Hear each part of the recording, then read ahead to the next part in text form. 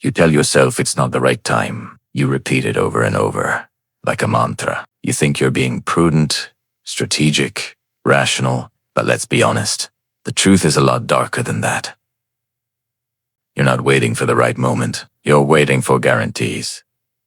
You want to feel absolutely ready, 100% certain there will be no pain, no failure, no regret. You're secretly hoping the universe will just send you a giant, flashing neon sign, so the terrifying responsibility of choosing can be outsourced to fate.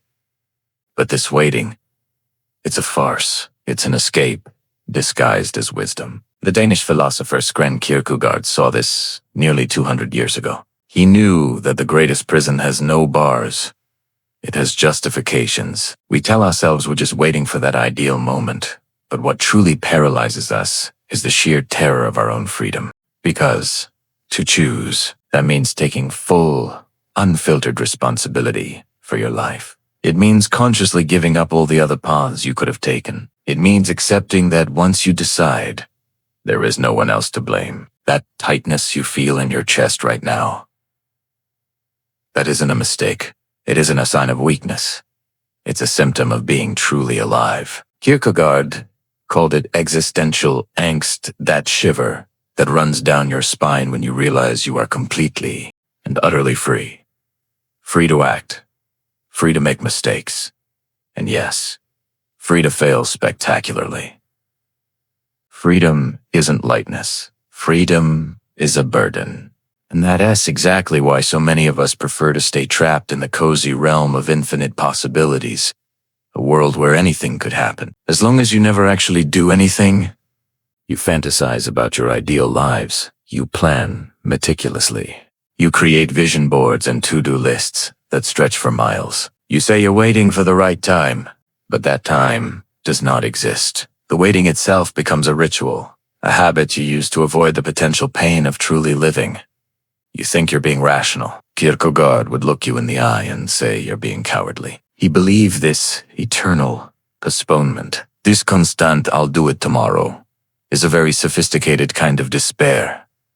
It is denial dressed up in the fancy clothes of logic. Let me be clear. No one is going to save you. There is no perfect time. There's no cosmic sign. There is no instruction manual for your life.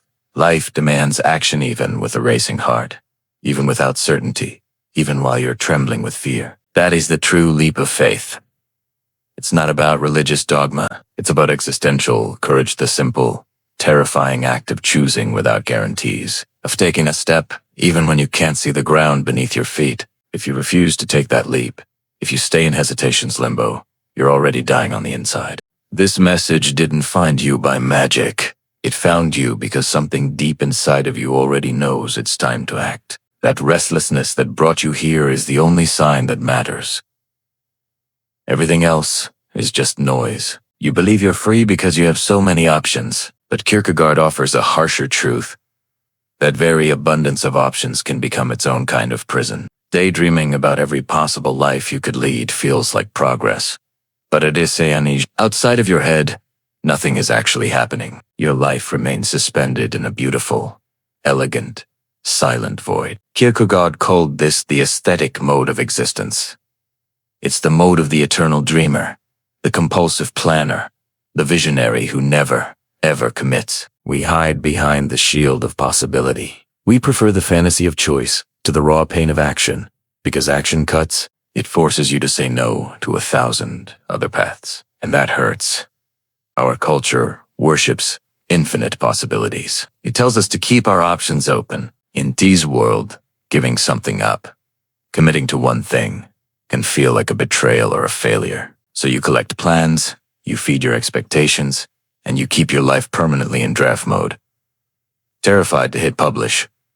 But for Kierkegaard, a life of infinite potential without any concrete action is just as wasted as a life with no potential at all. This paralysis isn't laziness. It's anguish, the deep discomfort of knowing you are free. And with that, freedom comes an almost intolerable weight. Once you choose, you lose all your excuses, guilt, failure, regret if they come. They'll be yours and yours alone. So you hide. You tell people you're thinking, planning, waiting.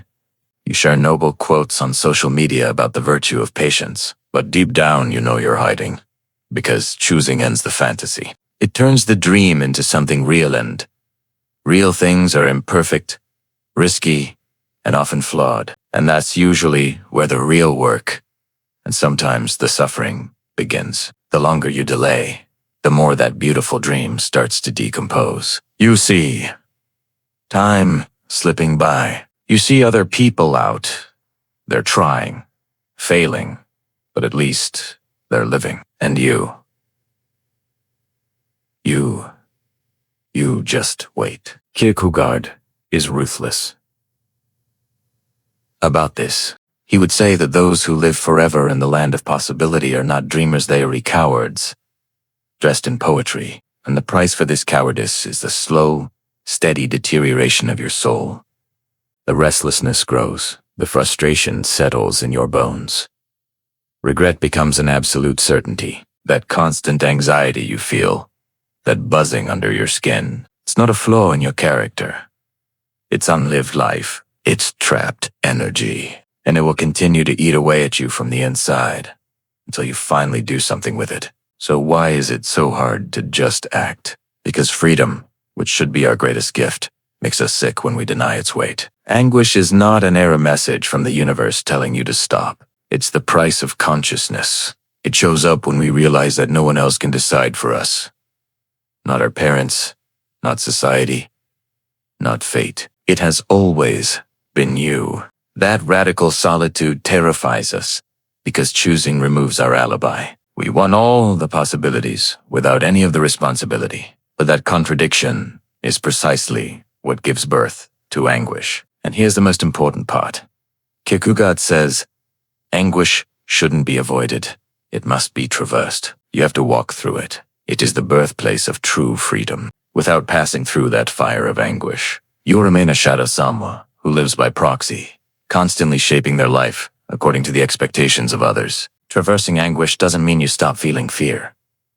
That would be foolish. It means you act despite the fear. It means taking that first step, even while your knees are shaking. It means recognizing that the discomfort you feel as you end a sign that you're on the wrong path, as proof that you finally left the dead zone of passivity. So now, let's expose the big lie that sustains your paralysis. You're not waiting for more time, or more money, or more clarity. You're waiting for certainty, and it will never arrive. The longer you wait for that illusion, the more you feed a quiet despair that cleverly wears the mask of maturity. Waiting is not a neutral act. It is an active decision not to decide. It looks sensible and wise on the surface, but it's an escape from your deepest responsibility. To choose your life without any guarantees. So, what will you choose? Will you continue to wait for a sign that will never come, or will you take the leap? The choice, as it has always been, is yours. Thanks so much for watching. If this resonated with you, consider subscribing for more thoughts on how to live a more meaningful life. See you in the next video.